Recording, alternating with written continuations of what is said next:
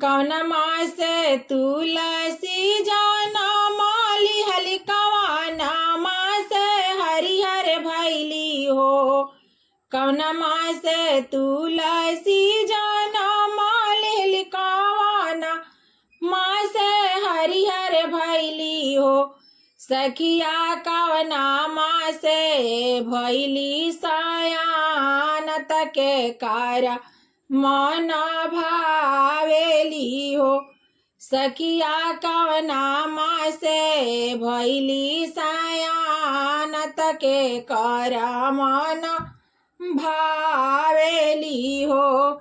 सावन मासे तुलसी जनम भैली भादो मासे हरिहर भैली हो।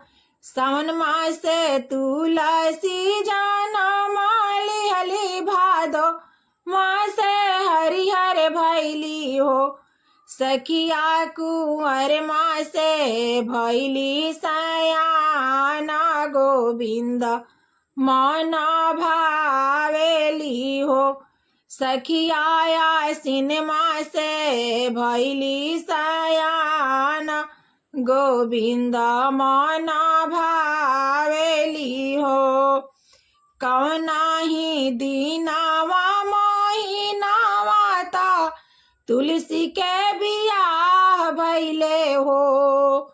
कौनाही दीनावा महीनावा ता तुलसी के बियाह भैले हो। सखिया के ये पूछे लायक बात कैसे तुलसी जनम लिहलू हो। सखिया के ये पूछे लायक बात कैसे के तुलसी जनम लिहलू हो। कार्तिक महीनावा एकादशी के तुलसी के बियाह भैले हो। कार्तिक महीनावा एकादशी के तुलसी के बियाह भैले हो।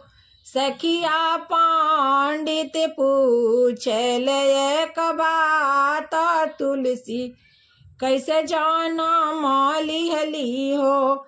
सखिया पंडित पूछल एक बात कैसे तुलसी जनम लिहली हो। के तोहरे हई मायारिया ता के तोहरे पीतानु हो। के तोहरे हई मायारिया ता के तोहरे पीतानु हो।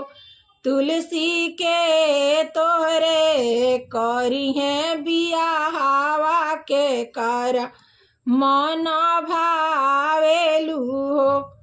तुलसी के तोरे करी है बियाहवत के कारा मन भावेलू हो।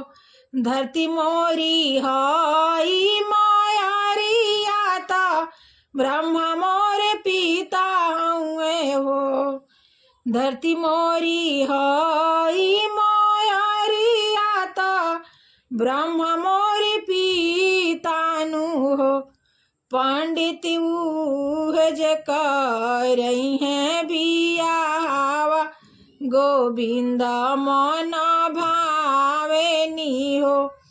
पंडित उहे करई है बियाहवा गोविंद मन भावेनी हो। गजमती चौका पुराई ता कलशा धराइले हो। गजमती चौका पुराई ता कलशा धराइले हो। सखिया होई गईले तुलसी के बियाह गोविंद संगे चल गईली हो। सखिया होई गईले तुलसी के बियाह गोविंद संगे चल गईली एतना जे देखेली रूख मरिता देखी के जाला ना भइले हो। एतना जे देखेली रूख मरिता देखी के जाला ना भइले हो। तुलसी हमारो जे भैलू सवतिया बलमु मोरा छीनी लिहलू हो।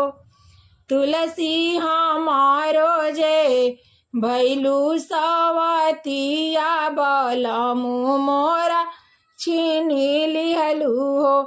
तुलसी हमारो जे भैलू सवतिया बलमु मोरा छीनी लिहलू हो।